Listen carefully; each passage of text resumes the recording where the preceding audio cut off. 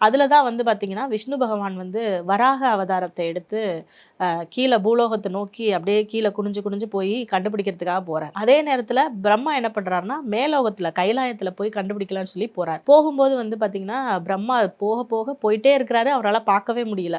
அந்த நேரத்தில தாளம்பூ வந்து பகவானுடைய சிவபெருமானுடைய தலையிலிருந்து பூஜைய முடிச்சு இறங்கி வர தாளம்பூவ பார்த்து, தாளம்பூவே எங்கிருந்து வருகிறாய்ன்னு சொல்லும்போது, நான் பகவானுடைய தலையிலிருந்து வரேன்னதும், நான் வந்து இவ்வளோ நேரம் இந்த மாதிரியான ஒரு நிகழ்வு நடந்தது. எனக்காக சாட்சி சொல்லணும் பகவான்ட்ட. நான் அவர பார்த்தேன்னு சொல்லிட்டு. இது வந்து எப்படின்னா, நான் அவர போய் ட்ரை பண்ணி பார்த்துருவேன். ஆனா, என்னால பார்க்க முடியலன்னா, நான் உன்ன கூப்பிடுவேன் சாட்சிக்கு. நீ வந்து ஆமாங்க நீங்க தவத்துல இருந்தீங்க, நான் பார்த்துட்டேன்னு சொல்லி பொய் சாட்சி சொல்வதற்காக தாளம்பூவ கேட்கிறாரு. தாளம்பூ முதல்ல முடியாதுன்னு சொல்லுது. ஆனா, அவர் வந்து சம்மதிக்க வச்சுடுறாரு. சம்மதிக்க வச்சோனே சரின்னு சொல்லி தாளம்பூவும் ஒத்துக்கிறாங்க. அதே நேரத்துல நம்ம விஷ்ணு பகவான் என்ன பண்றாருன்னா, வராக அவதாரம் எடுத்து பூலோகத்த அப்படியே தோண்டி போய் சிவபெருமானுடைய கால்களை பார்த்துடுறாரு. மணப்பெண்ணின் பிரத்யேகமான திருமணம் விவாஹா சென்னை சில்க்ஸ்.